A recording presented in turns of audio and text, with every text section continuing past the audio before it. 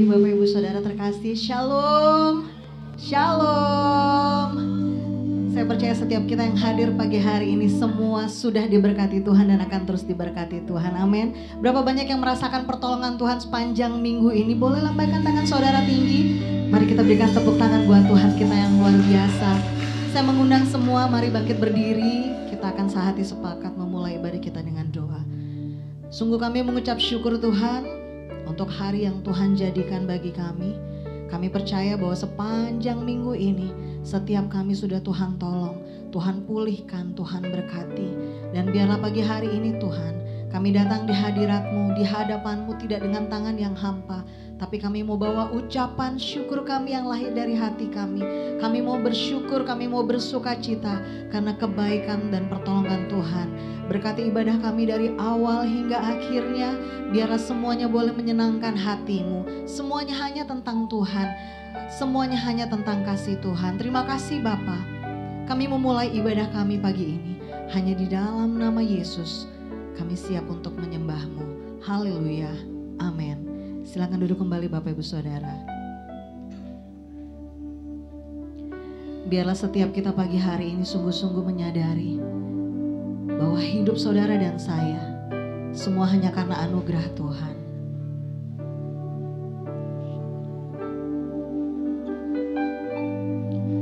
Yesus, apa arti hidupku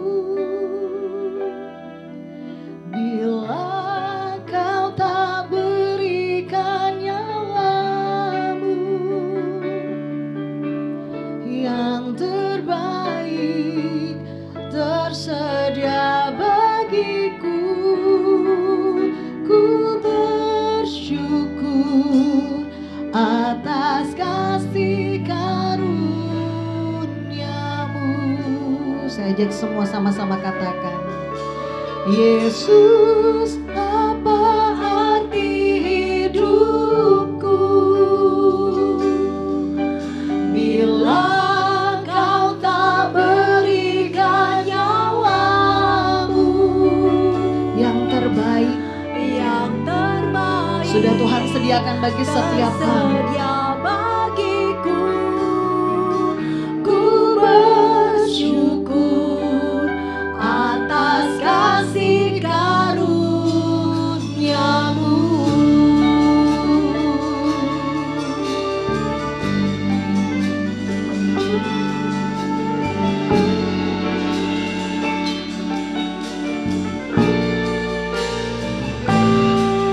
Salib-Mu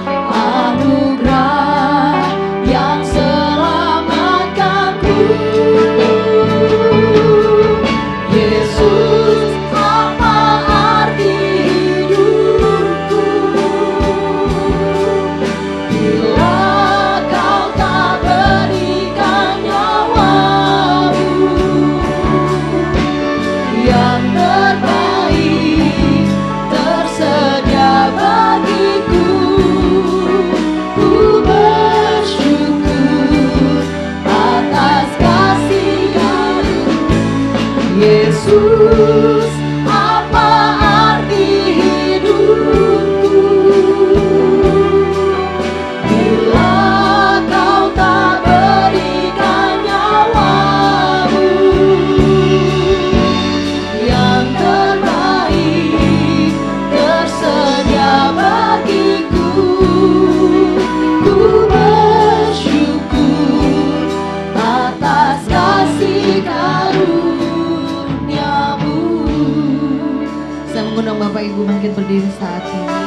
Mari sama-sama kita katakan, salib-Mu membuka mataku, betapa berharga nilai hidupku, menanggung semua dosaku, berikan hidupmu menggantikan diriku,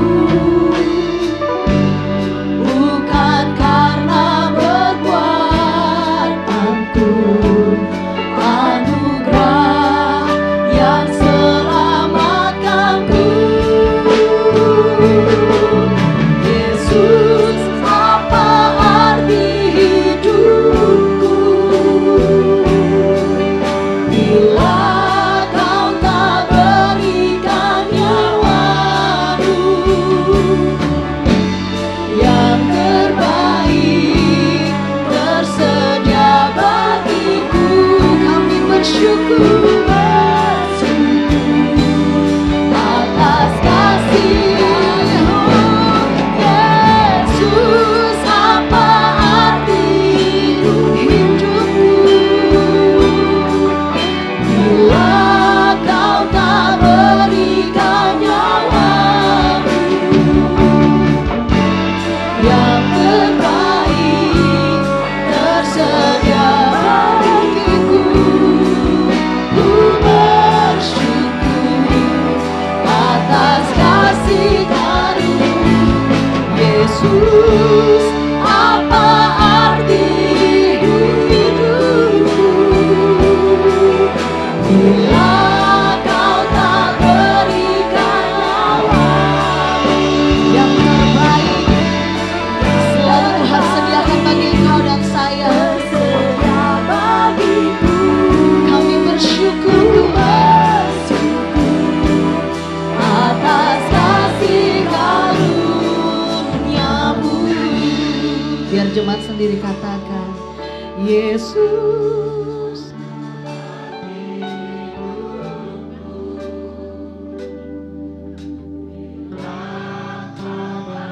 berikan nyawamu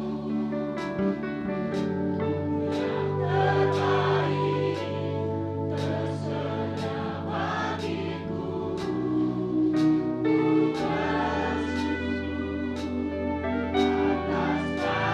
Lebih lagi katakan, Yesus, apa arti hidupku. Benar Tuhan,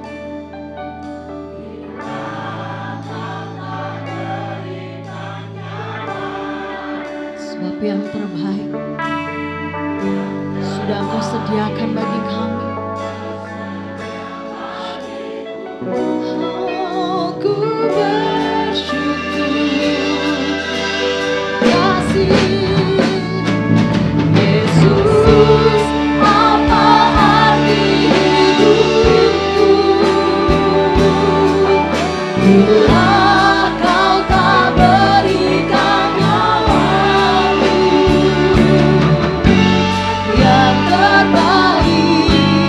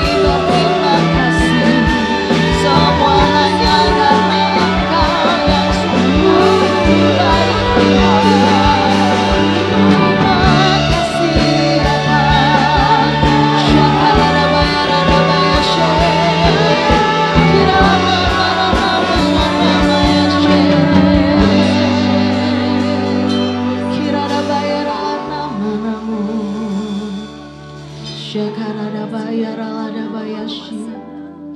Kiradabaya ranamaya shenanamu. Sharadabaradabaya shakaraladabaya shadadadadadada. Hiyaranamaya shakaradabaya ranamu. Sharadabaya ranamaya se. Kiyaradabaya ranamaya shanamu. Siapakah kami ya Tuhan tanpa Engkau, Yesus? Kami Kau jadikan berharga, kami Kau jadikan biji matamu. Sungguh kami bersyukur, terima kasih.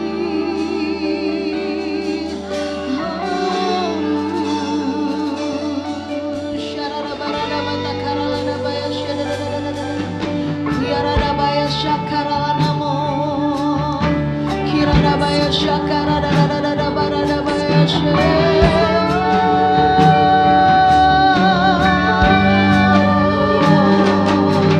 Kau lihat setiap kami, tak Kau pandang hina kami, bahkan Kau angkat setiap kami ya Tuhan. Kau jadikan kami berharga bagimu.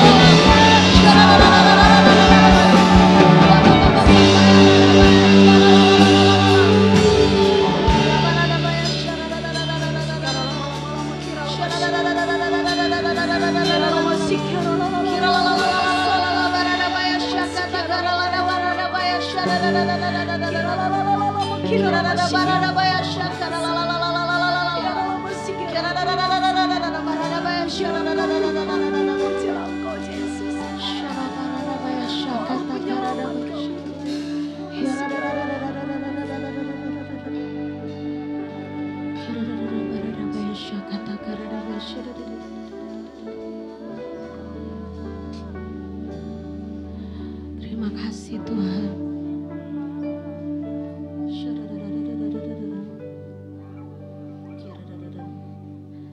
Yesus, apa arti hidupku bila Kau tak berikan nyawamu? Yang terbaik tersedia bagiku. Ku bersyukur atas kasih karuniamu. Mari angkat kedua tangan kita dan sama-sama katakan, Yesus, Yesus, apa arti hidupku bila Kau tak berikan nyawa? Sebab yang terbaik selalu Tuhan sediakan bagi Kau yang mengasihinya. Ku bersyukur atas kasih. Oh Yesus, Yesus,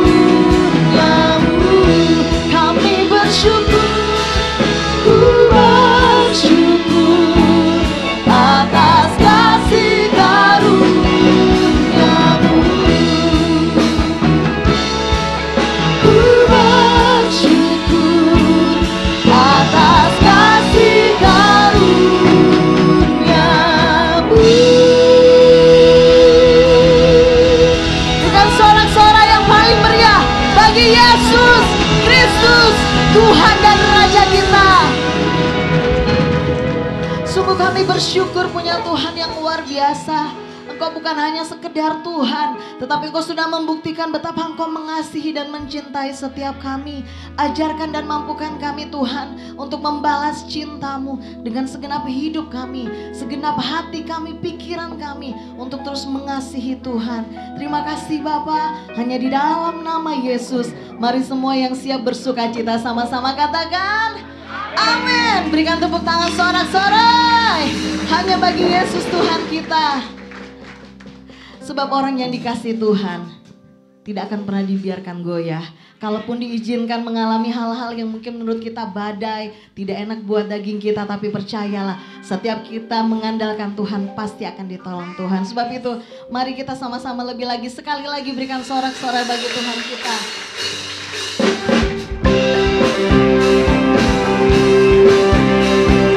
Kami mau lebih lagi mengenal Engkau ya Tuhan.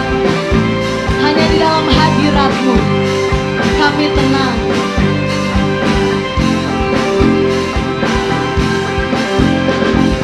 Ajakku berdiam dekat di hati-Mu, di saat ku berpaling temukan cinta-Mu. Di sana Kau menanti untuk bawaku lagi bersekutu dalam damai yang sejati.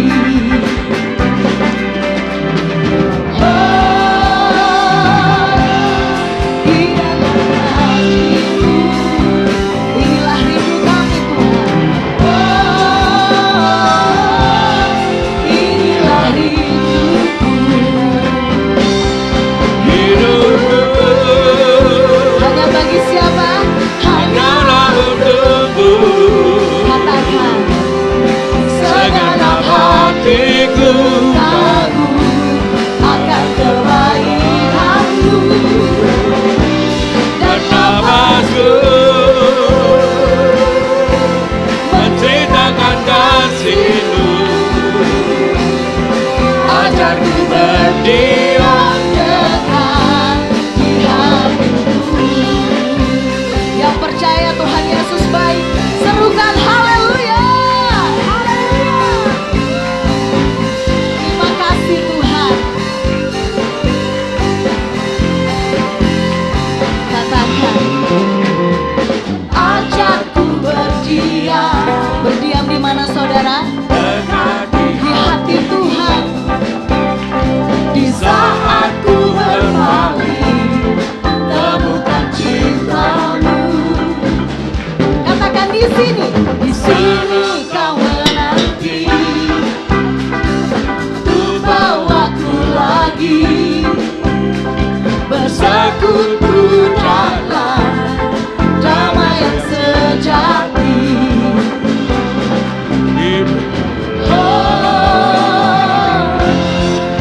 Dalam hadir-Mu.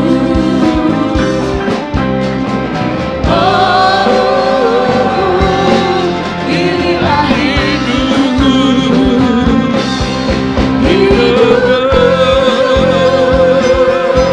Hanya untukmu. Segenap hatiku kagum akan kebaikan-Mu, dan nafasku menceritakan kasih-Mu. Ajarku berdiam dekat di hati-Mu. Hidupku. Mari nyatakan di hadapan Tuhan. Hanyalah untukmu. Amin.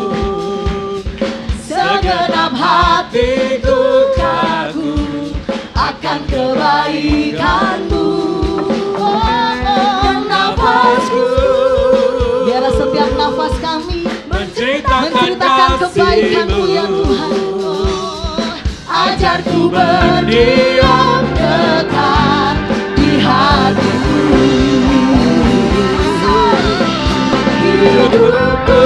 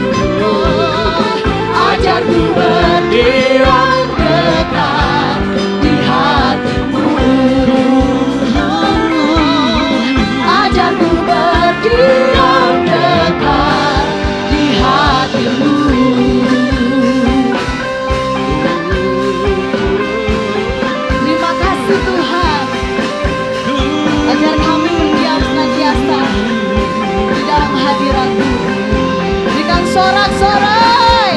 Tepuk tangan yang paling meriah bagi Tuhan kita. Sebab hanya Yesus satu-satunya jalan kehidupan. Yang percaya katakan amin. Yang percaya katakan amin. Satu kali lagi tepuk tangan buat Tuhan kita.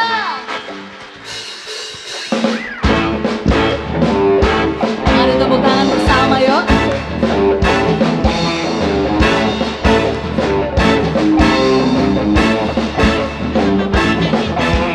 Glory haleluya.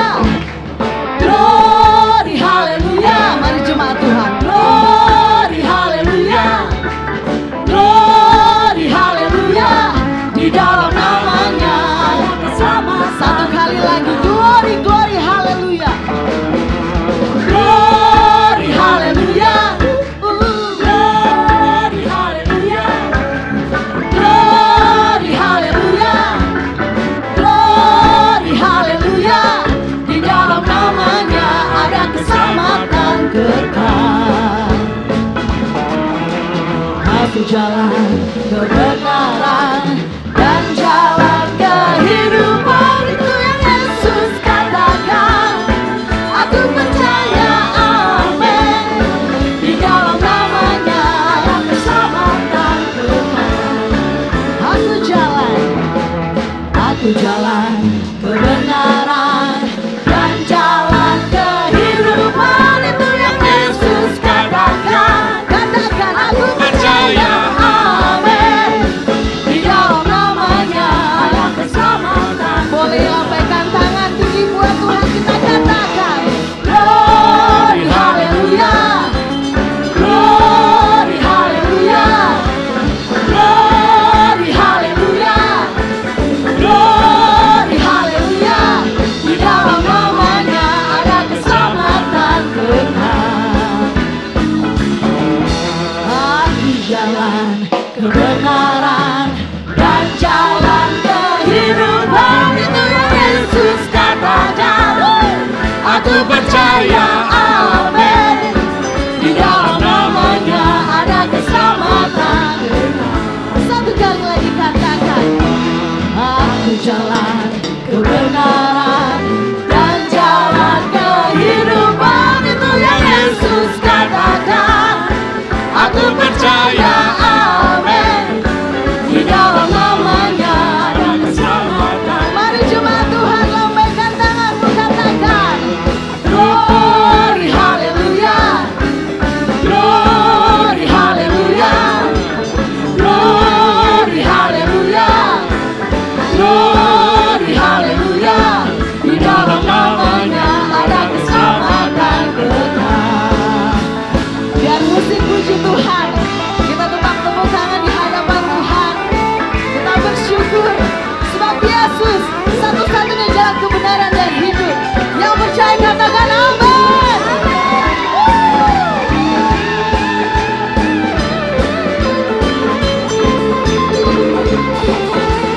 Glory haleluya.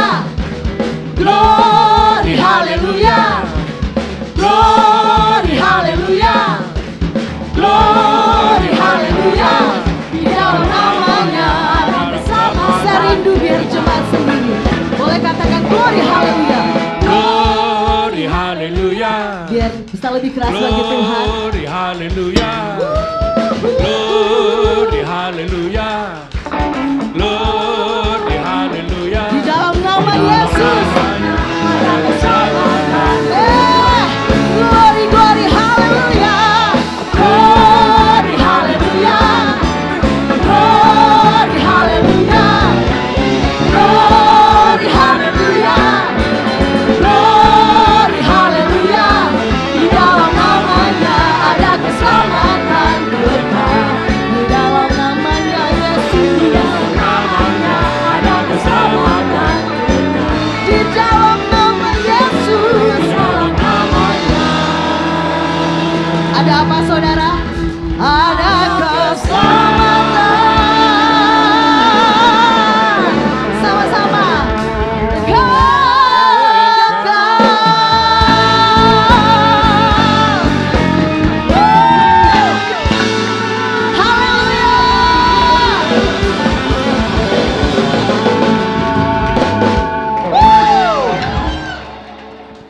silakan duduk kembali Bapak Ibu Saudara. Biarlah kerinduan kita, setiap pujian yang kita naikkan sungguh-sungguh, kita mengakui bahwa hanya Yesus satu-satunya Tuhan, Juru Selamat, Raja yang berdaulat atas hidup kita. Amin. Dan kalau kita sudah mendeklar, sudah mengakui bahwa hanya Yesus Tuhan, berarti kita ini adalah anak-anaknya. Anak-anak yang dikasihi. Dan barang siapa yang dikasihi oleh Bapaknya, dia siap untuk dihajar. Bukan karena sembarang menghajar, tetapi di dalam hajaran Tuhan untuk mendidik kita supaya kembali dalam kebenarannya. Amin. Mari siapkan hati kita Bapak Ibu Saudara. Kita percaya bahwa setiap kita adalah tanah liat yang dibentuk oleh tangan penjunannya itu Bapa sendiri. Dan biarlah dia membentuk setiap hidup saudara dan saya seturut dengan kehendaknya dan pasti yang terbaik.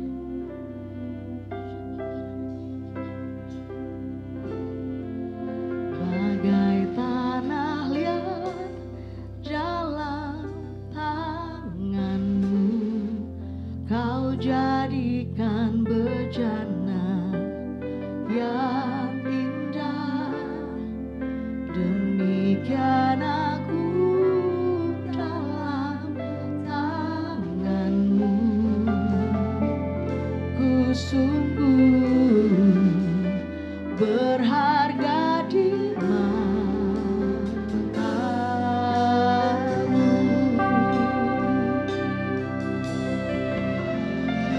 bagai tanah yang dalam tanganmu, kau jadikan bejana yang indah, demikian aku dalam tanganmu. Ku sungguh berharga di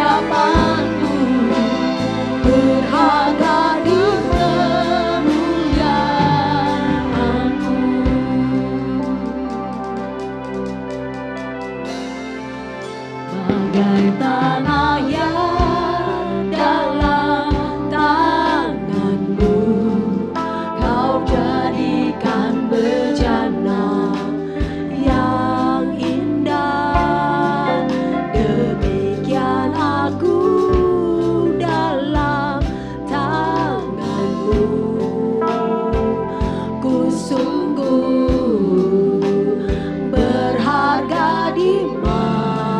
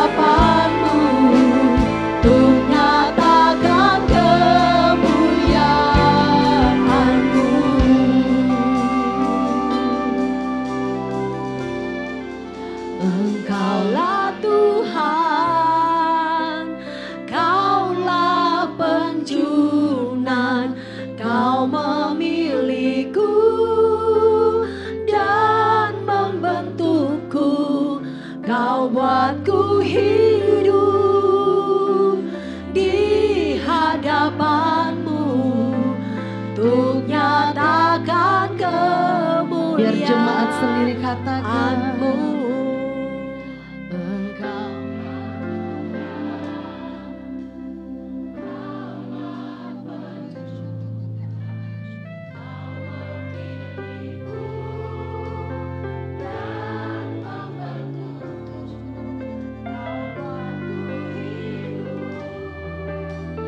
Di hadapanmu untuk nyatakan kemuliaan-Mu.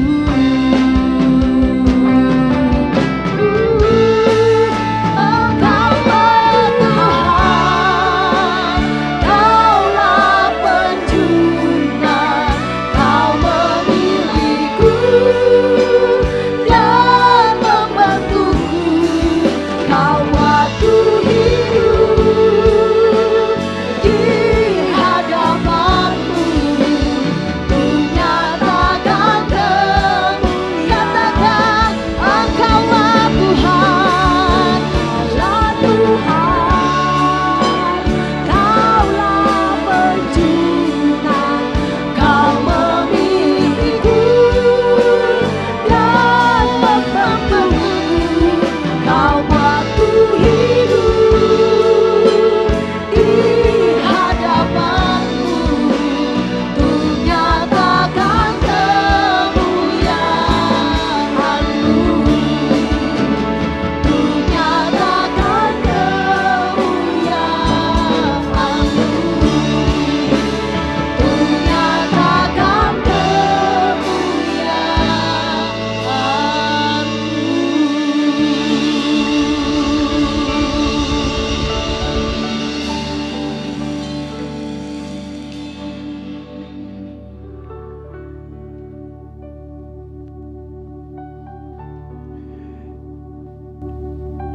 Kami siap untuk diajar Tuhan, kami siap untuk dibentuk.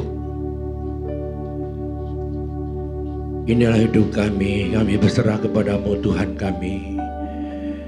Engkau yang sanggup Tuhan menyampaikan kehendak-Mu dalam kehidupan kami. Setiap hari, setiap saat Tuhan Kau mengajar kami. Oleh karena kasih karunia-Mu Tuhan, menjadikan kami Tuhan berkenan kepadamu. Terima kasih Tuhan, kami siap untuk meresponi apa yang Tuhan sampaikan hari ini. Biarlah hati kami yang keras, hati kami yang seperti batu, kami boleh dilembutkan seturut dengan kehendak-Mu Tuhan. Kami Tuhan buka hati kami untuk firman-Mu yang berkuasa, mengajar kami, menasihati kami. Tuhan menyampaikan isi hati-Mu, pikiran dan perasaan-Mu Tuhan di hadapan kami. Kami siap Tuhan untuk menerimanya. Biar Roh Kudus boleh menolong kami, untuk kami boleh tetap mengerti akan kehendak-Mu, menangkap pesan isi hati Tuhan, merenungkannya Tuhan, dan melakukannya. Terima kasih Tuhan. Berkati hamba-Mu yang menyampaikan firman-Mu, dan kuasa Roh-Mu Tuhan boleh memberkati, mengurapi, dan kami semua jemaat Tuhan siap untuk menerimanya. Di dalam nama Tuhan Yesus kami mengucap syukur dan berdoa. Haleluya. Amin. Amin. Silakan duduk Bapak Ibu sekalian. Shalom. Horas. Wah, banyak juga halak kita di sini ya. Puji Tuhan. Haleluya. Ya, tema yang diberikan kepada saya pagi ini adalah tentang proses pembentukan. Mari kita membaca dulu satu bagian firman Tuhan yang terambil dari Ibrani pasal 12. Ibrani pasal 12 ayat 11.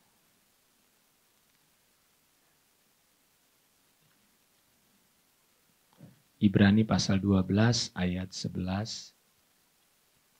Saya akan bacakan.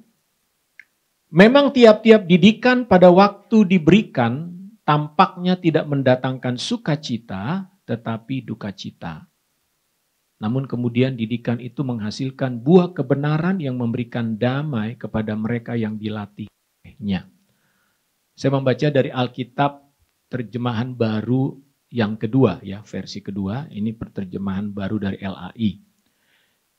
Kalau di dalam terjemahan baru 1 dikatakan memang tiap-tiap ganjaran pada waktu ia diberikan tidak mendatangkan sukacita tetapi duka cita. Tapi kemudian ia menghasilkan buah kebenaran yang memberikan damai kepada mereka yang dilatih olehnya. Dalam terjemahan lain, kata didikan itu juga diartikan dengan kata hukuman. Ya, saudara, banyak orang Kristen yang merasa dirinya dihukum Tuhan ketika mereka mengalami kesulitan. Ada yang merasa dihukum Tuhan? Tuh kan, kamu sedang ditegur Tuhan, dihukum Tuhan tuh. Makanya kamu begini, ya. Dan banyak orang yang merasa bersalah. Memang kata hukuman bisa mengandung dua arti, saudara. Yang pertama, sebagai alat pembalas atas perbuatan orang tersebut, ya. Nah, ini biasanya terjadi kalau ada orang yang marah karena orang itu melakukan kesalahan atau kejahatan, lalu dalam hatinya apa? Gue akan balas dengan cara apa? Menghukum, ya, menghukum orang tersebut. Tetapi kata hukuman juga berarti pendisiplinan, ya, pendisiplinan, mendidik. Contoh kalau kita orang tua atau guru di sekolah atau kalau anaknya tidak melakukan apa yang ditugaskan, maka orang tua akan menghukum. Tapi bedanya apa? Kalau yang pertama membalas tujuannya untuk mungkin merugikan orang tersebut atau bisa sampai membunuh, menyakiti. Tapi sifat hukuman yang bertujuan mendidik adalah untuk mendatangkan kebaikan. Membuat orang itu berubah ke arah yang lebih baik. Nah, pertanyaannya sekarang, mengapa kita harus... Terima kasih. Pertanyaannya, mengapa kita harus dibentuk, dididik oleh Tuhan? Yang pertama, mari kita lihat dalam Roma 8, ayat 28 dan 29. Ya, saudara, saya akan banyak membuka Alkitab. Saya senang mengajar, ya. Jadi seringkali saya harus membuka ayat supaya saudara paham bahwa apa yang disampaikan adalah sesuatu yang firman Tuhan katakan. Roma 8 ayat 28-29. Boleh kita baca sama-sama? 2, 3. Kita tahu sekarang bahwa Allah turut bekerja untuk mendatangkan kebaikan bagi mereka yang mengasihi Dia, yaitu bagi mereka yang terpanggil sesuai dengan rencana Allah. Sebab semua orang yang dipilihnya dari semula, mereka juga ditentukannya dari semula untuk menjadi serupa dengan gambaran anaknya, supaya ia anaknya itu menjadi yang sulung di antara banyak saudara. Bapak Ibu Saudara, tujuan Tuhan memanggil saudara dan saya menjadi anak-anak Tuhan, bukan sekedar supaya nanti kalau mati masuk surga. Mau orang Kristen pasti pengen mati masuk surga, betul nggak? Betul nggak? Kenapa saudara datang di sini? Supaya saudara nanti mati masuk surga, betul? Kalau gitu siapa yang mau cepat mati? Karena mati pasti masuk surga. Tidak, kita tidak ingin cepat mati. Karena Tuhan memanggil kita, yang utama adalah di sini dikatakan supaya kita menjadi serupa dengan Kristus. Katakan serupa dengan Kristus. Jadi ketika saudara dipanggil dari tengah-tengah dunia ini, Tuhan menetapkan sejak awal agar hidup saudara dan saya itu serupa dengan anaknya, yaitu Yesus Kristus. Kenapa kita disebut orang Kristen? Karena kita adalah Kristus yang kelihatan. Saudara dan saya mewakili Kristus di tengah-tengah dunia ini. Ketika orang melihat saudara, orang melihat saya, orang jangan lihat, oh itu pardamaian. Bukan. Mereka harusnya berkata, aku seperti melihat Kristus dalam hidupmu. Saudara, salah seorang yang terkenal namanya Bunda Teresa. Pernah dengar saudara? Bunda Teresa ini seorang pemenang hadiah Nobel. Salah satu pelayanan yang dia lakukan adalah dia melayani orang-orang yang termiskin dari antara yang miskin di Kalkuta, India. Apa yang dia lakukan adalah dia mengangkat orang-orang yang dibuang di jalan karena sudah tinggal sekarat. Jadi di India waktu yang lalu saudara, kalau ada orang udah mau mati dan saking miskinnya mereka nggak bisa menguburkannya atau diupacarakan begitu, dibuang di pinggir jalan, bahkan dibuang di tempat sampah. Dan banyak orang-orang yang sudah dalam keadaan luka-luka karena sakit dan sebagainya, itu badannya penuh dengan lalat dan belatung saudara, tapi masih hidup. Nah, orang-orang seperti inilah yang diangkat oleh Bunda Teresa, lalu dibawa ke tempat penampungan dia, kemudian dirawat, dibersihkan, dicuci, dimandikan. Tapi ujungnya apa? Meninggal. Karena sudah saking parahnya sakit. Lalu orang bertanya, Bunda Teresa, ngapain kamu ngurusin orang yang udah mau mati begitu? Biarin aja. Tapi Bunda Teresa bilang, aku ingin mereka meninggal mati sebagai manusia. Dan ketika mereka melihat wajahku, mereka bisa tersenyum waktu meninggal. Karena mereka bisa melihat Kristus. Saudara, Tuhan ingin agar dunia melihat Kristus dalam hidup kita. Kristus sudah naik ke sorga, tetapi ketika orang-orang berjumpa dan melihat hidupmu, hidupku, maka saudara mereka berkata, sungguh engkau adalah seorang murid dan pengikut Kristus. Bapak Ibu Saudara, kita pernah membaca tentunya satu kisah dalam Alkitab. Bagaimana ada seorang perempuan yang datang dengan menangis di kaki Yesus. Lalu dia memecahkan satu botol pualam yang berisi minyak narwastu. Lalu botol ini dipecahkan lalu dituang di kaki Yesus. Dan kemudian dikatakan seluruh ruangan itu menjadi harum dengan minyak narwastu. Minyak narwastu itu minyak wangi yang sangat mahal saudara. Ada seorang pernah mengatakan gini, harganya di situ ditulis 300 dinar. Kalau dirupiahkan satu botol minyak wangi itu bisa sampai 30 juta saudara. Itu minyak wangi yang mahal sekali. Dan sangat wangi sekali. Pertanyaannya, supaya minyak harum minyak ini bisa keluar, maka harus ada sesuatu yang dilakukan, yaitu botolnya dipecahkan terlebih dahulu. Supaya minyaknya, harumnya itu bisa nampak. Paulus pernah berkata demikian di dalam 2 Korintus 2 ayat 14 dan 15. Tetapi syukur bagi Allah yang dalam Kristus selalu membawa kami di jalan kemenangannya. Dengan perantaran kami, ia menyebarkan keharuman pengenalan akan dia di mana-mana. Tahukah Bapak Ibu, Kristus yang ada di dalam dirimu itu seperti minyak narwastu yang sangat harum. Dunia sedang menunggu keharuman Kristus yang ada dalam diri saudara. Tetapi agar keharuman itu bisa keluar, ada sumbatan, ada tutup botol yang harus dipecahkan terlebih dahulu. Sumbatan-sumbatan dalam hidup kita ini itu seringkali menjadi penghalang untuk keluarnya keharuman Kristus. Paulus berkata, kami di mana-mana membawa keharuman Kristus. Bapak Ibu Saudara, apa yang menjadi sumbatan di dalam hidup kita?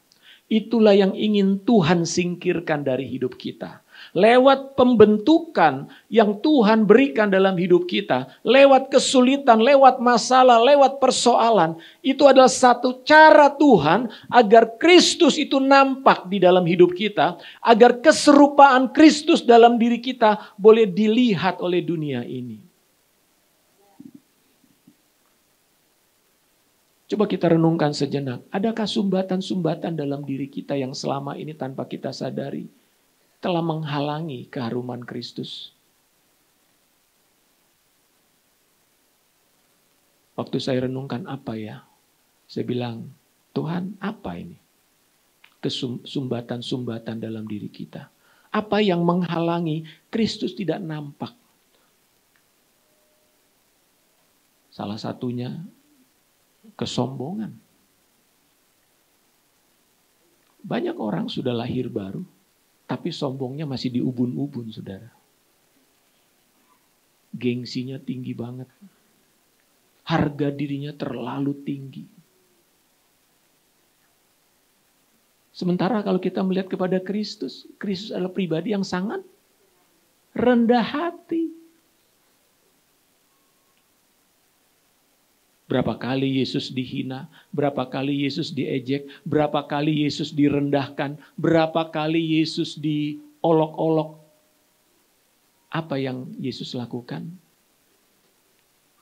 Bukan kesombongan dengan marah-marah, apalagi membalas, tapi dia diam saja. Kalau kita melihat sifat Kristus, sifatnya adalah lemah lembut dan rendah hati. Kapankah karakter Kristus, kelemah lembutan dan kerendahan hati itu bisa nampak? Ketika saudara menghadapi yang namanya pembentukan, tekanan.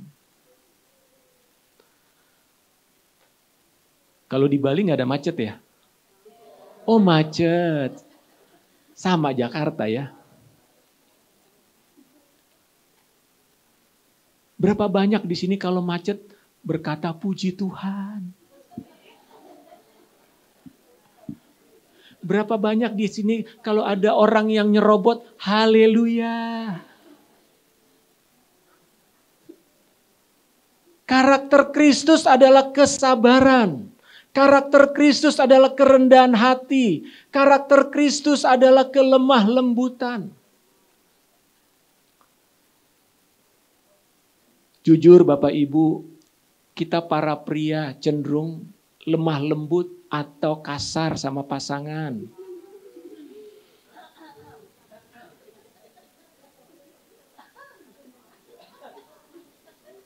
Di mana matamu?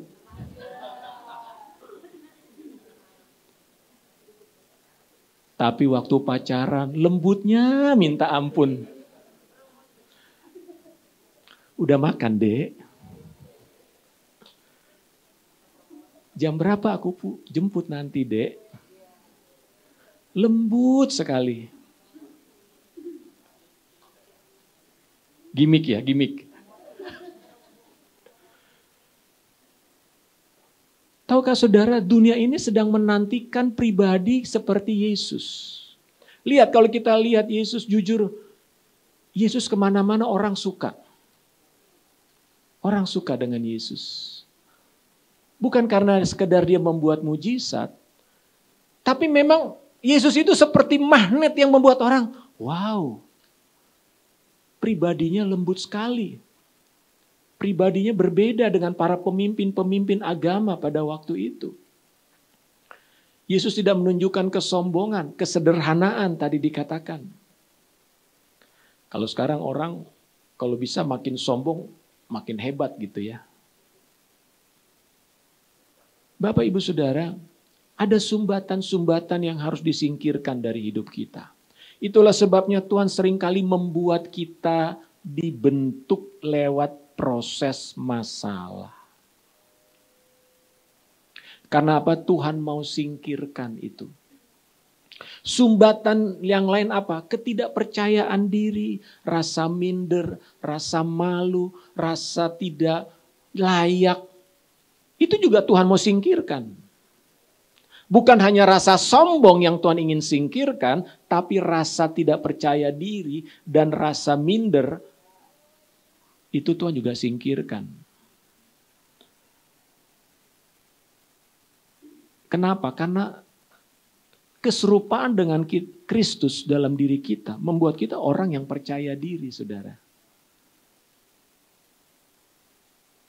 Kenapa? Karena Kristus ada dalam diri kita. Nah, bagaimana kita mengetahui tentang diri kita yang sebenarnya. Daud pernah berkata dalam Mazmur 26 ayat 2,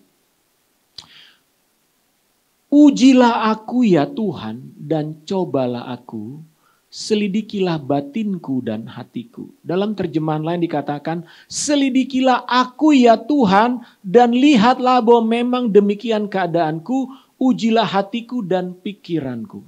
Bapak Ibu Saudara, kita seringkali tidak menyadari siapa diri kita ini. Bahkan orang udah bilang sama kita, lu sombong banget sih. Orang yang paling jujur dengan diri kita siapa biasanya? Hah? Istri, pasangan. Mereka tuh orang yang paling jujur. Kalau sampai istri kita udah gak berkata jujur tentang kita, hati-hati saudara. Karena artinya kita bisa menuju maut. Mamsal mengatakan ada orang menyangka jalannya lurus tapi ujungnya maut. Pasangan kita adalah orang yang paling jujur bagi kita sebetulnya. Makanya bapak-bapak tolong dengarkan kata-kata istrimu. Haleluya. Hidup istri-istri. Kenapa? Karena para istri diciptakan Tuhan sebagai penolong. Bukan perongrong. Percayalah istrimu adalah penolongmu. Mohon maaf yang duda di sini.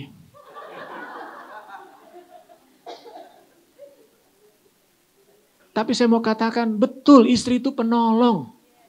Kadang para suami kurang menyadari peranan istrinya. Kadang-kadang hanya dilihat penolong itu hanya apa? Nyediain makanan, kopi, teh, pakaian kalau mau berangkat keluar. Bukan. Itu mah bisa disiapkan oleh pembantu, saudara. Yang utama justru ketika engkau hidup dalam ketidakbenaran dan istrimu berbicara, dengarkan dia. Tahu apa sih mama bisnis? Kan bisnis saya. Tahu-taunya bangkrut, ketipu. Kenapa? Nggak dengerin istri. Bener loh. Banyak suami itu bangkrut karena nggak dengerin istri. Memang istri nggak ngerti bisnis. Tapi saya mau bilang, istri punya intuisi.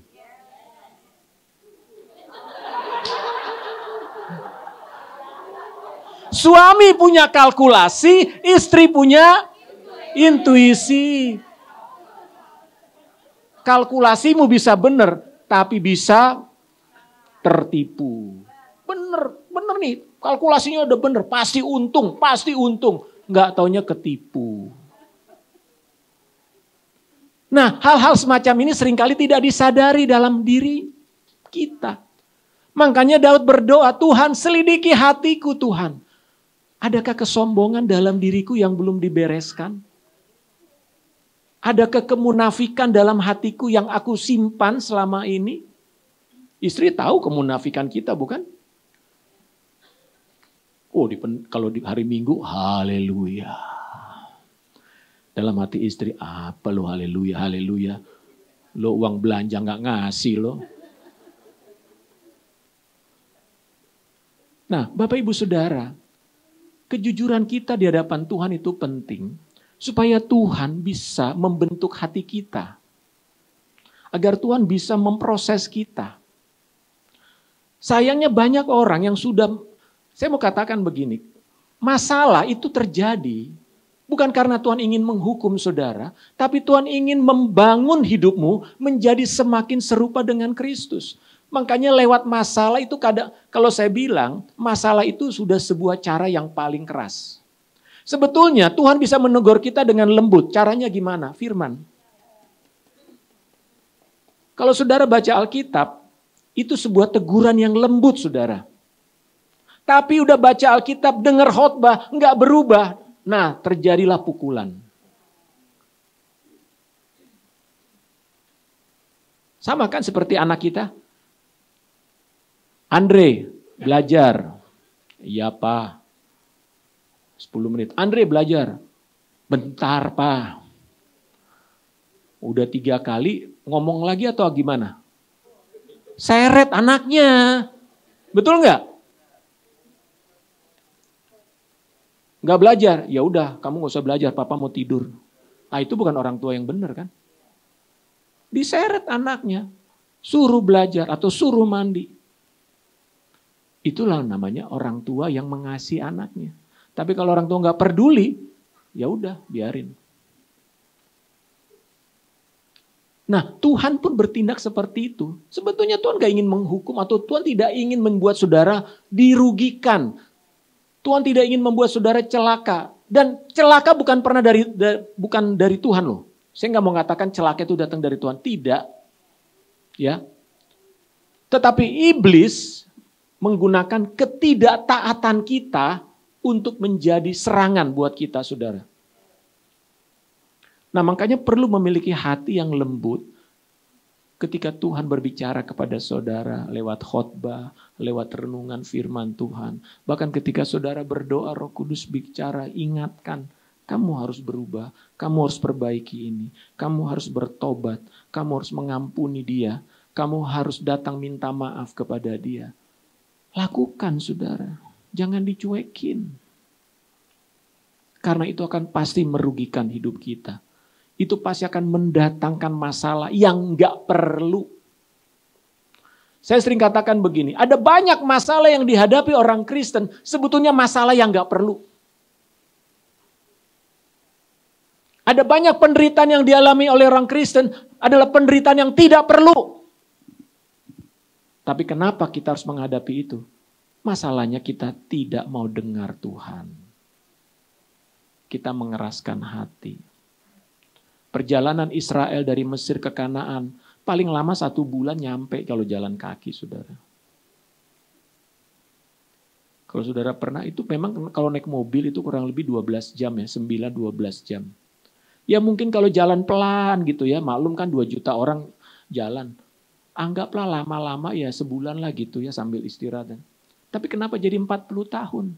Muter-muter di padang gurun. Karena mereka tidak taat. Mereka mengeraskan hati bangsa yang tegar tengkuk. Dikasih tahu, ngelawan, menolak. Nah, jadi Bapak Ibu Saudara, Tuhan ingin kita memancarkan keharuman Kristus. Amin. Dan itu dimulai dengan hati kita. Yang harus dibersihkan, semua sumbatan-sumbatan harus disingkirkan. Coba yang ada istri dan pak suaminya sini bilang, Ma, apa sumbatan dalam diriku yang perlu dibuang nih? Tanya sama pasanganmu. Nah, nanti malam diskusi ya, sebelum tidur diskusi di kamar.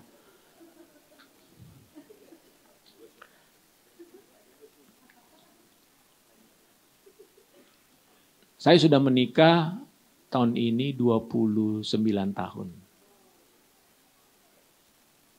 Tahu nggak Bapak Ibu, 7 tahun pertama hidup kami penuh dengan drama. Ribut. Apalagi setiap lebaran tuh. Kenapa? Karena nggak ada pembantu di rumah. Ibu-ibu capek kan? Ngurus anak, anaknya masih kecil. Bapaknya santai-santai. Itu yang saya lakukan. Maklum orang Batak, anak niraja. Kan begitu kan model orang Batak kan, anak niraja. Baca koran. Sementara istri saya lagi nyapu, lagi bersih, lagi nyuci. Dengan enak saya bilang, Ma, mau makan, sarapan. Istri bilang, udah beli aja di warung. Udah. Saya nggak masak, saya nggak punya waktu lagi untuk masak. Saya marah-marah. Istri saya sakit hati, dia marah. Itulah sikap sombong. Nggak sadar, saudara, nggak sadar. Merasa sebagai suami, boleh tuh kayak gitu-gitu sama istri. Kan kamu istri saya. Saudara, itu proses yang membuat hubungan kami ya baik, Bapak biasa aja ya.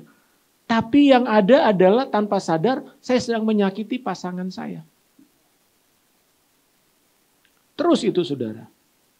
Ya saya ngomong sekarang ini, puji Tuhan kami sudah dipulihkan.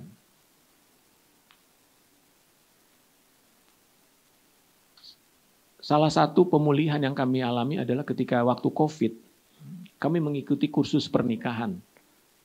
yang namanya TMCA. Ini saya juga sedang promosikan ya. Ini kursus pernikahan ini dari Alpha Indonesia, satu lembaga pelayanan dari Inggris. Waktu itu kita ngikut kursus itu lewat Zoom aja, saudara. Lewat Zoom. Ada 7 kali pertemuan lewat Zoom sekali seminggu. Nah, di materi itu kita mendiskusikan, ada 7 materi, setiap pertemuan ada materi. Saudara tahu nggak, waktu kami ikut kursus itu, lewat materi itu kami saling terbuka berantem. Berantem. Tapi setelah berantem kita mulai renungkan. Kenapa? Karena kita belajar berani terbuka. Harus berani terbuka. Oh, kamu orangnya begini, kamu orangnya begini. Saya orangnya begini. Dan itu membuat akhirnya hubungan kami jauh lebih lengket, saudara. Dan konflik kami sudah semakin sedikit lah. Pokoknya kayak rasa bulan madu lagi. Nih Pak Peter, kalau boleh nanti ada program itu bisa ikut nih jemaat nih. Saya lihat banyak pasangan di sini ya. Karena sering dibilang gini, banyak pasangan merasa baik-baik saja. Tapi sebetulnya dalam hati ada yang enggak serap dengan suami atau istrinya. Karena saya juga mengkonseling, ada banyak pasangan udah 11 tahun menikah cerai, saudara. Keluarga Kristen. Kenapa? Karena mereka tidak mengerti bagaimana bersikap terhadap pasangannya. Jadi pembentukan Tuhan, kalau ada masalah dalam rumah tangga kita harus segera sadar. Jangan terus-menerus merasa dirinya paling benar gitu loh. Kita harus jujur sama Tuhan, jujur sama pasangan. Ini ada sesuatu yang gak beres nih di antara kita nih. Nah, kadang seringkali pasangan bilangin, ya udahlah, daripada diomongin nanti nggak enak, ya udahlah kita diemin aja. Nah, jadi Bapak Ibu Saudara, banyak hal yang Tuhan ingin bentuk dalam diri kita. Ada banyak hal yang harus Tuhan bersihkan dalam hati kita, sehingga Dia izinkan kita mengalami yang namanya proses atau pembentukan melalui masalah, persoalan, entah persoalan anak, entah persoalan keuangan, ya. Kenapa ada orang uangnya kayaknya nggak cukup terus sampai berhutang di mana-mana. Padahal dulu waktu mahasiswa dengan 500.000 bisa hidup ya. Penghasilan sekarang udah 20 juta masih berhutang. Loh, apa yang salah? Salah dalam mengelola keuangan. Bukan soal berapa besar gajimu. Baru engkau merasa, wah, aku punya duit. Firman Tuhan mengatakan, cukupkanlah dirimu dengan penghasilanmu. Penghasilanmu 1 juta, harus cukup 1 juta. Jangan terjebak pinjol. Itu jebakan-jebakan semua. Oke. Jadi yang pertama, tujuan daripada pembentukan Tuhan adalah supaya kita menjadi serupa dengan Kristus. Yang kedua, apa tujuan Tuhan? Yaitu agar kita dapat melakukan dan menyelesaikan pekerjaan Bapa. Bapak Ibu Saudara, Tuhan Yesus datang ke dunia ini dengan misi penyelamatan seluruh dunia. Dengan Dia mati di atas kayu salib. Waktu Yesus mati di atas kayu salib, Dia berkata, sudah selesai. Artinya, misi Yesus, pekerjaan Bapa melalui Yesus sudah selesai. Namun sebelum Yesus kembali ke sorga, Dia memberikan satu perintah kepada murid-muridnya. Yaitu agar murid-murid pergi dan menjadikan segala bangsa murid Yesus. Ini adalah sebuah tugas, ini adalah sebuah perintah yang harus dikerjakan oleh setiap murid pengikut Yesus. Amin. Saudara dan saya murid Yesus, maka saudara dan saya harus melakukan perintah ini. Pergi jadikan segala bangsa muridku. Saudara, puji Tuhan di Bali segala bangsa ada ya. Artinya saudara bukan kebetulan tinggal di Bali ini. Kecuali saudara turis juga seperti saya. Ada yang turis di sini? Enggak, kebanyakan tinggal di sini ya. Tahukah saudara bahwa saudara sedang diutus oleh Tuhan dan diperintahkan oleh Tuhan untuk menjadikan segala bangsa murid Kristus. Dan bangsa-bangsa sedang datang di Bali. Jadi saudara bukan di sini hanya untuk berlibur atau cari uang, bisa punya villa, punya hotel, atau punya apalah di sini gitu ya. Tapi saudara sedang diutus Tuhan di Bali ini. Amin. Saudara percaya saudara diutus Tuhan? Saudara harus menjadikan segala bangsa murid Yesus. Tahukah Bapak Ibu Saudara, dengan kita memberitakan Injil, maka kita juga sedang membawa keharuman nama Kristus. Apa itu Injil? Kabar baik. Kalau ditanya apa sih isi kabar baik? Dalam satu kalimat yang simpel, saya katakan gini. Kalau saudara dikatakan beritakan Injil, apa sih yang mau diberitakan? Sederhana aja. Semua manusia telah berdosa. Akibat dosa adalah kematian. Tetapi Bapa di sorga yang mengasihi manusia telah mengutus Yesus Kristus untuk mati di atas kayu salib dan bangkit untuk menebus dosa manusia. Supaya barang siapa yang percaya tidak binasa melainkan beroleh hidup kekal. Hanya itu kok berita Injil. Saudara nggak perlu hafal ayat dari Kejadian sampai Wahyu untuk saudara bisa memberitakan Injil. Saudara tidak perlu masuk teologi 5 tahun supaya saudara bisa memberitakan Injil. Jadi kalau ditanya, beritakan Injil, apa yang harus saudara beritakan? Apa yang harus saudara katakan? Bahwa semua orang sudah berdosa, akibat dosa adalah maut. Tetapi Bapa yang penuh kasih telah mengutus Yesus Kristus untuk mati di atas kayu salib dan bangkit. Menebus dosa manusia. Supaya barang siapa percaya diselamatkan. Bisa? Sederhana kan? Nggak perlu rumit-rumit memberitakan Injil saudara. Itu aja kalimat sederhananya. Tinggal saudara kembangkan sendiri. Nah, penyelesaian berita Injil itu berkaitan erat dengan kedatangan Tuhan. Sekali lagi. Pemberitaan Injil yang Tuhan katakan ke seluruh bangsa itu berkaitan erat dengan kedatangan Tuhan Yesus. Kalau saudara mengatakan saya rindu Yesus segera datang untuk menjemput, maka Injil harus diberitakan. Karena kalau Injil tidak diberitakan, kedatangan Tuhan juga menjadi lebih lambat. Coba kita baca dulu di dalam Matius 24 ayat 14.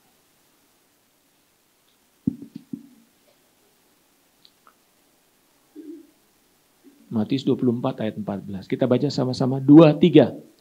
Dan Injil kerajaan ini akan diberitakan di seluruh dunia menjadi kesaksian bagi semua bangsa.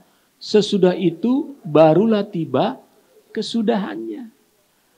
Jadi kalau kita rindu Yesus segera datang, maka tugas kita harus memberitakan Injil, Bapak Ibu Saudara. Orang Kristen gak boleh malu dan malas memberitakan Injil. Saudara di kantor beritakan Injil. Saudara di kampus beritakan Injil. Saudara bawa turis beritakan Injil. Saudara bekerja di hotel, di villa, ada kesempatan beritakan Injil. Tugas kita memberitakan Injil. Yang membuat dia percaya itu Roh Kudus. Kita nggak bisa membuat orang percaya kepada Injil, saudara. Kita hanya memberitakan, menyampaikan. Tapi Roh Kuduslah yang membentuk hati manusia supaya mereka percaya. Nah, Pembentukan Tuhan dalam diri kita bertujuan supaya kita bisa menjadi alat Tuhan yang efektif. Tahukah saudara, semua benda-benda yang kita gunakan ini, ya ada mikrofon, ada keyboard dan sebagainya. Ini kan benda-benda yang dibuat, betul nggak? Ini nggak tiba-tiba jadi kan turun dari langit, datang ada keyboard. Ini dibuat saudara oleh manusia, namanya dibentuk. Gelas yang kita gunakan sehari-hari itu dibuat, dibentuk. Saudara tahu bahan baku daripada gelas itu apa? Cangkir, muk. Dari tanah. Dari tanah liat itu saudara. Tanah liat itu kotor. Tapi oleh seorang ahli tembikar, dia ambil tanah itu dibersihkan demikian rupa, lalu dibentuk menjadi cangkir kah atau piring, kemudian dibakar, baru kemudian dicat dan sebagainya, kemudian baru dijual. Bapak Ibu Saudara, benda-benda itu dibentuk dari benda yang sebelumnya tidak berharga atau tidak bernilai, kemudian menjadi sesuatu yang bernilai. Lalu benda itu menjadi berguna bagi kita. Betul? Ya, dari tanah liat nggak ada gunanya tanah liat. Tapi setelah dibentuk jadi cangkir, maka dia berguna sebagai alat minum bagi kita. Nah, Bapak Ibu Saudara, Tuhan membentuk hidup kita, salah satu tujuannya adalah agar saudara berguna di dalam kerajaan sorga, yaitu menjadi alat Tuhan untuk memberitakan kerajaan Tuhan. Jadi ada pembentukan Tuhan di dalam hidup kita, saudara. Supaya hari lepas hari hidupmu menjadi semakin efektif dipakai oleh Tuhan. Dalam sebuah perusahaan, kita tahu semua orang harus memiliki keterampilan. Betul nggak? Harus punya keterampilan, saudara. Office boy aja harus punya keterampilan. Yang paling rendah kan office boy misalnya di jabatannya. Dia harus punya keterampilan, bisa nyapu dengan bersih, betul nggak? Bisa meletakkan barang-barang tepat di tempatnya dengan tepat. Tapi semua orang punya keterampilan supaya dia bisa bekerja. Hidup kita juga sama, saudara. Kita harus punya keterampilan, punya kemampuan agar Tuhan bisa pakai hidup kita. Makanya Tuhan izinkan pembentukan demi pembentukan di dalam diri kita. Kalau saudara ingin memberitakan Injil, saudara juga dibentuk menjadi orang yang lebih sabar. Gimana kalau ada orang marah-marah sama saudara?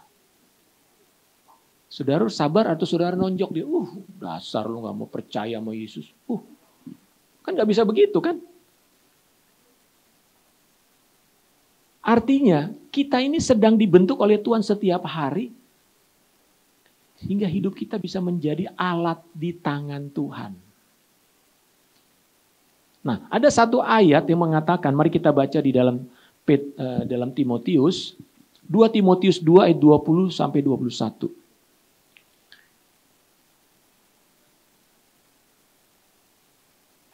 Timotius 2 ayat 20-21.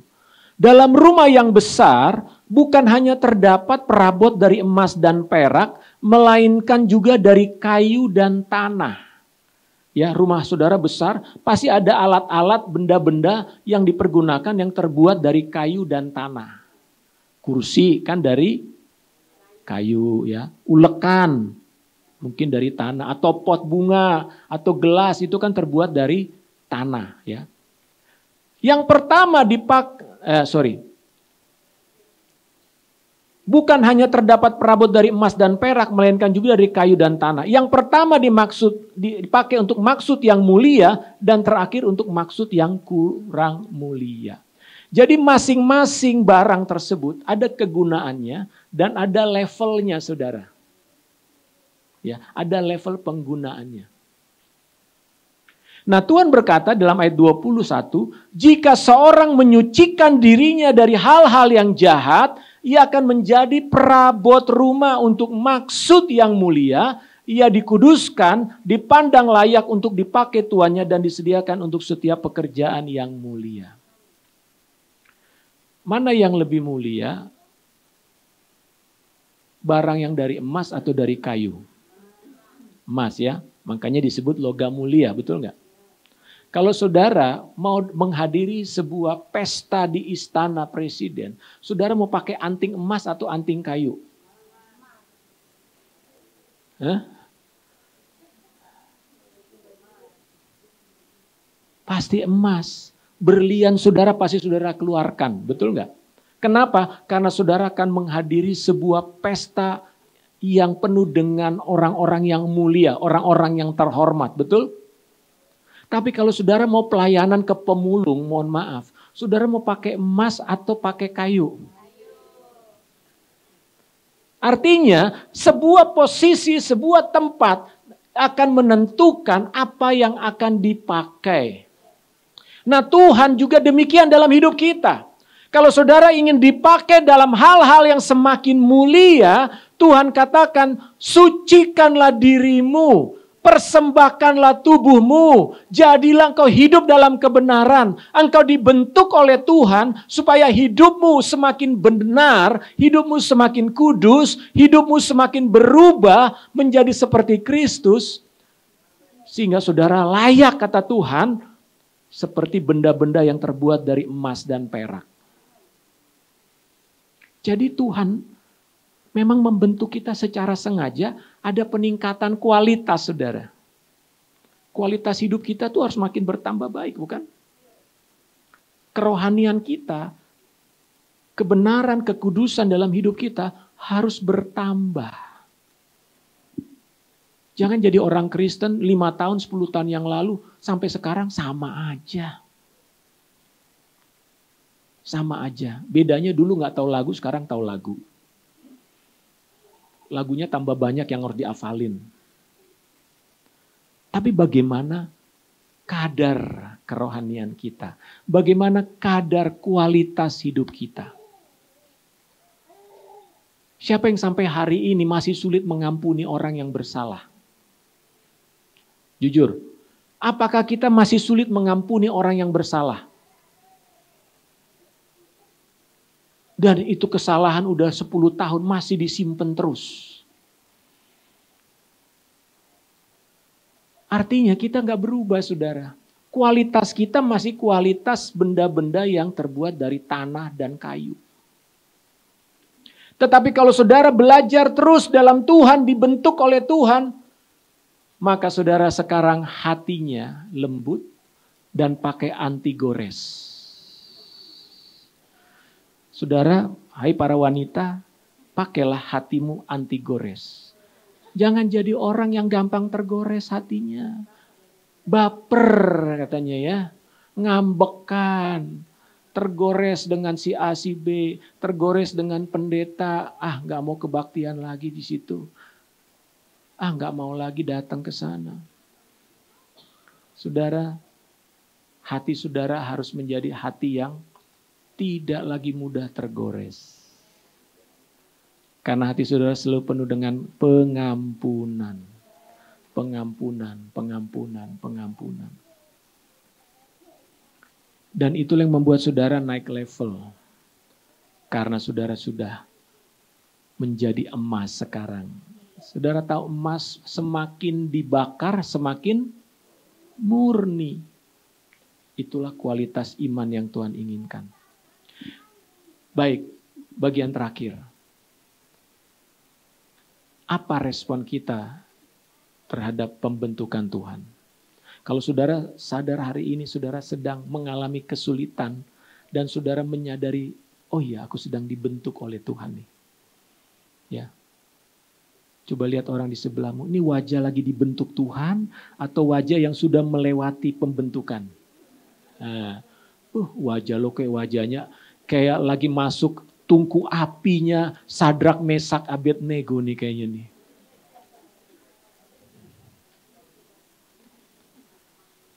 Respon kita yang pertama, kalau saudara sadar ada pembentukan Tuhan sedang terjadi melalui masalah-masalah dalam hidupmu. Yang pertama bertobat. Dan berbalik kepada Tuhan. Katakan bertobat. Jangan ngelawan. tapi bertobat. Ubahlah sikap dan perilakumu, sikap hati dan perilakumu. Kalau ada orang kecelakaan, dia harus bertobat supaya tidak ngebut. Jangan melanggar lalu lintas. Pakai helm. Lampu merah jangan diterobos. Sederhana kan? Jangan nyalain orang kalau saudara kecelakaan. Walaupun kita tahu orang-orang juga bisa melanggar aturan. Kita jalan baik-baik, kita ditabrak. Itu juga bisa terjadi. Tapi percaya ada perlindungan Tuhan. Udah aman, Bah. Pokoknya kita aman. Selama kita berjalan di dalam kebenaran Tuhan, kita aman. Walaupun kanan kirimu ada badai, ada apa, aman aja pokoknya. Itu janji Tuhan. Jadi bertobat. Jika rumah tanggamu bermasalah, jangan nyalakan orang lain. Bertobat. Para suami bertobat. Istri-istri bertobat.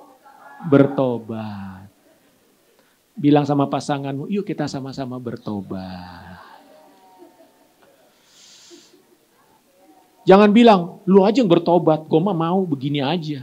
Gue kan baik-baik aja. Nah itu juga perlu bertobat. Bertobat dari kesombongan. Yang paling susah kan orang sombong untuk bertobat. Karena dia tidak sadar dia sombong. Ya. Kalau keuanganmu bermasalah, apa? Bertobat. Bertobat dulu, Tuhan aku bertobat, uangku kupakai untuk yang gak benar. Aku pakai uangku diem-diem gak ngomong sama istri. Banyak loh pria gitu.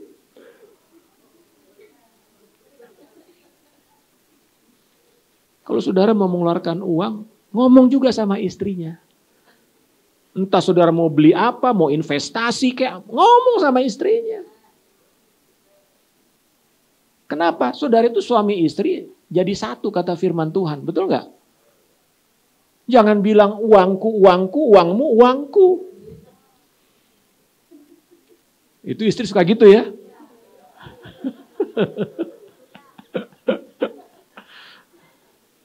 Karena memang harus suami yang cari duit. Betul? Jadi anak muda cari duit nanti untuk istri. Supaya istrinya bahagia. Kalau istri bekerja untuk beli make up.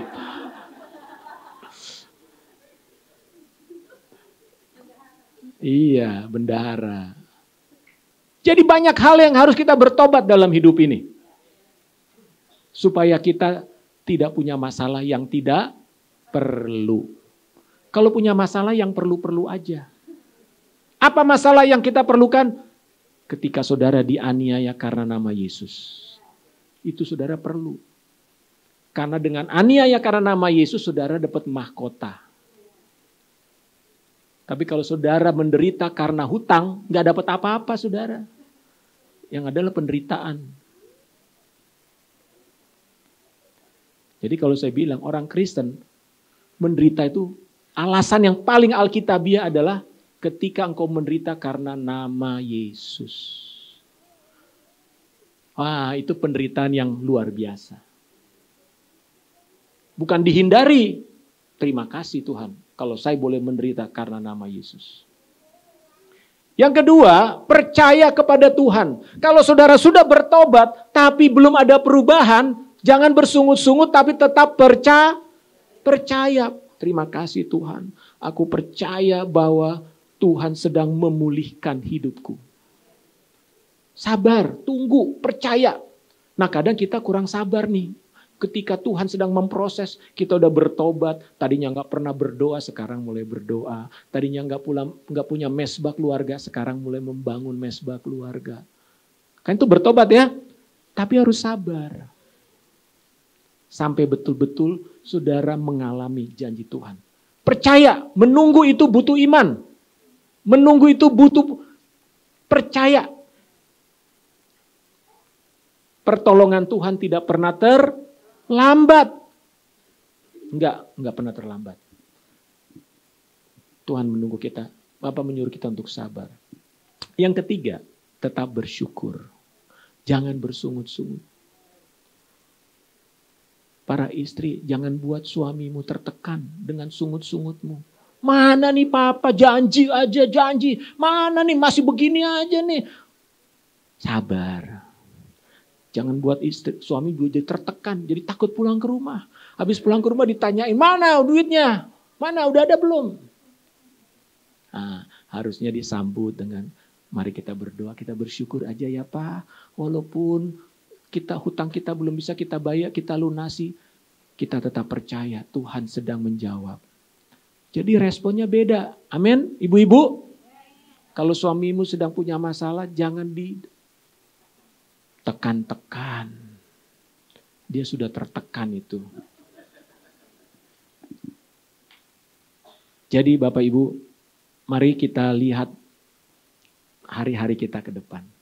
Bagaimana kita meresponi pergumulan-pergumulan dalam hidup ini. Tuhan pasti menolong kita semua. Tuhan Yesus memberkati. Mari kita berdoa. Namun sebelumnya boleh kita nyanyi satu pujian. Kita nyanyi lagu Waktu Tuhan. Boleh saya dibantu oleh tim.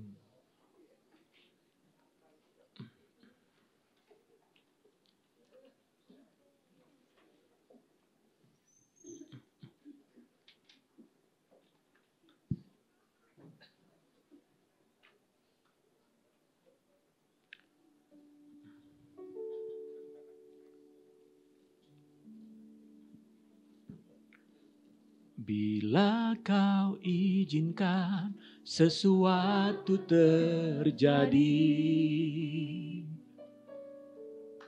ku percaya semua untuk kebaikanku. Bila nanti telah tiba waktuku, ku percaya kuasa-Mu memulihkan hidupku. Waktu Tuhan, waktu Tuhan pasti yang terbaik. Walau kadang tak mudah dimengerti, lewati cobaan, ku tetap percaya waktu Tuhan pasti yang terbaik. Bila kau izinkan, bila kau izinkan sesuatu terjadi, ku percaya semua untuk kebaikanku. Bila nanti telah tiba waktuku, ku percaya kuasa-Mu memulihkan hidupku. Waktu Tuhan, pasti yang terbaik. Walau kadang tak mudah dimengerti, lewati cobaan, ku tetap percaya waktu Tuhan pasti yang terbaik. Mari masing-masing kita tundukkan kepala kita pada pagi ini. Firman Tuhan berkata bahwa Dia menyertai saudara di dalam perjalanan hidup. Roh Kudus diberikan untuk menuntun engkau ke dalam seluruh kebenaran. Namun ketika engkau sedang menghadapi masalah hari-hari ini, engkau sedang menghadapi pergumulan, dan kau sadar itu adalah sebuah didikan Tuhan atas hidupmu, atas keluargamu. Mungkin saat ini saat waktu untuk saudara meminta Tuhan selidiki hati saudara. Adakah hal yang harus saudara tinggalkan dalam hidupmu?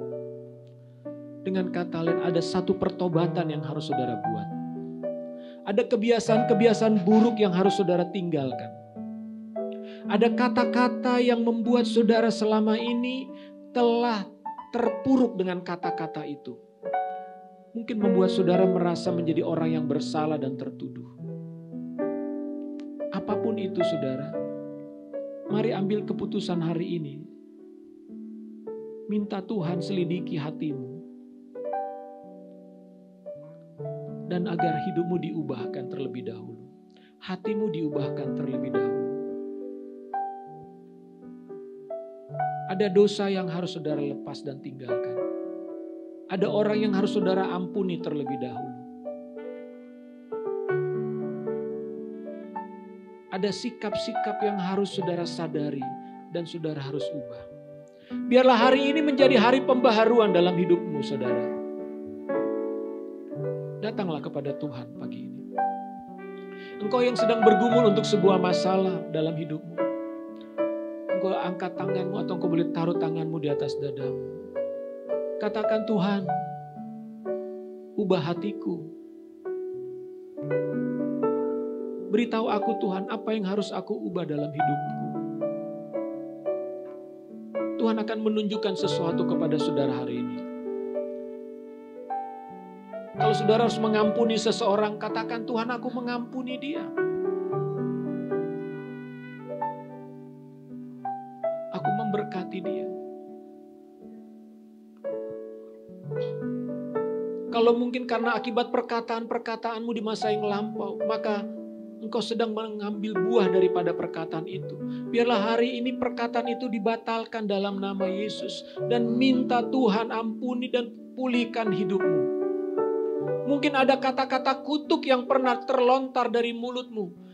Atau orang lain melontarkan dalam hidupmu. Biar katakan hari ini, Tuhan, aku putuskan semua kata-kata kutuk itu dalam nama Yesus Kristus. Biarlah hari ini Tuhan pulihkan umat-Mu di tempat ini. Bapa, hamba berdoa dalam nama Yesus Kristus. Terjadi pengampunan Tuhan untuk setiap orang yang bertobat hari ini. Setiap orang yang mengakui dirinya di hadapan-Mu ya Bapa. Biarlah hari ini terjadi pengampunan Tuhan atas hidup saudara. Dan setiap kata-kata kutuk yang pernah dilontarkan, kami batalkan dalam nama Yesus Kristus. Biarlah berkat Bapa yang sempurna di dalam Yesus Kristus mengalir atas hidup mereka. Biarlah terjadi pemulihan demi pemulihan. Di dalam rumah tangga, di dalam hubungan suami istri, hubungan anak dengan orang tua, hubungan kakak dengan adik, dipulihkan dalam nama Yesus Kristus. Keuangan yang bermasalah Tuhan pulihkan. Biarlah terjadi pemulihan hari ini Tuhan. Berkat-berkat-Mu tercurah untuk umat-Mu. Setiap apa yang mereka butuhkan dalam hidup ini, Tuhan cukupkan dan sediakan.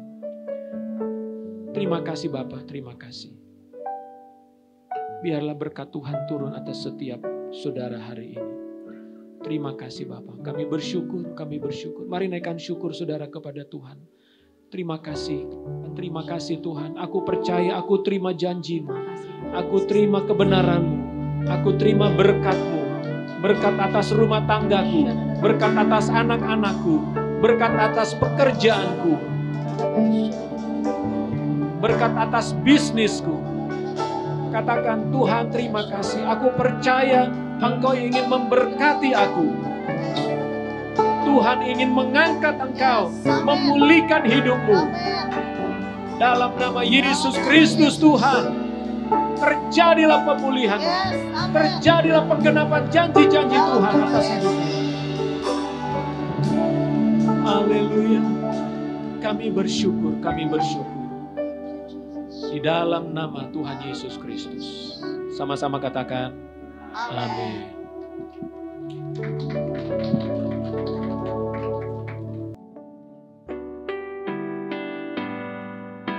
Mari saudara kita berdiri bersama-sama.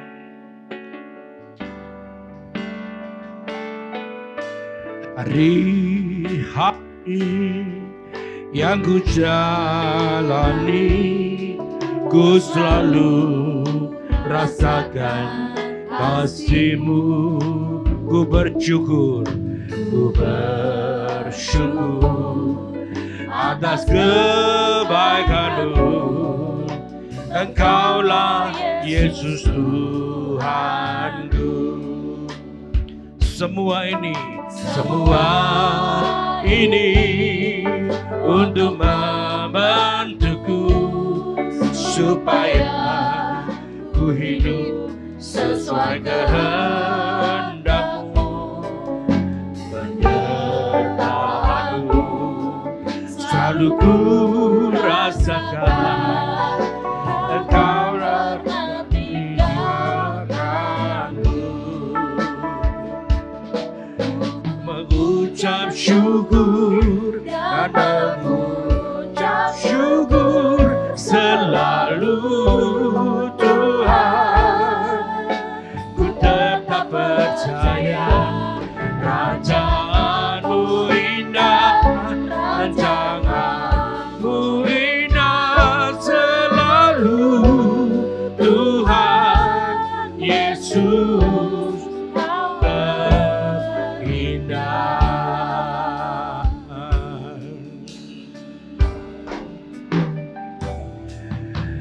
Hari-hari yang ku jalani, ku selalu rasakan kasih-Mu. Ku bersyukur atas kebaikan-Mu. Engkau tak Yesus Tuhanku. Semua ini untuk membantuku supaya ku hidup sesuai kehendak-Mu. Penyertaan-Mu selalu ku rasakan. Kau tak pernah tinggalkanku. Ku mengucap syukur dan mengucap syukur selalu Tuhan. Ku tetap percaya Kerajaan-Mu indah, rancangan-Mu indah selalu Tuhan Yesus, Kau terindah.